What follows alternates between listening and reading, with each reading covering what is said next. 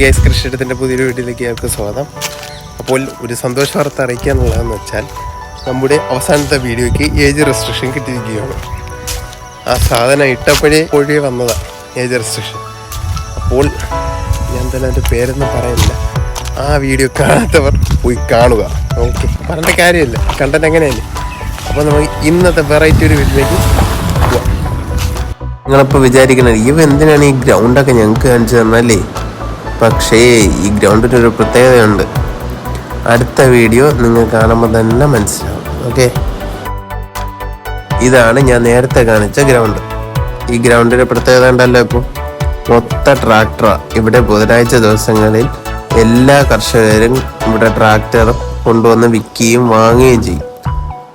അപ്പം ട്രാക്ടറിന് ആവശ്യമുള്ള സാധനങ്ങളും ഇവിടെ നിന്ന് തന്നെ കിട്ടും. അപ്പോൾ പുതിയ വീഡിയോ ഉടനെ തന്നെ കാണാം. ടാറ്റാ.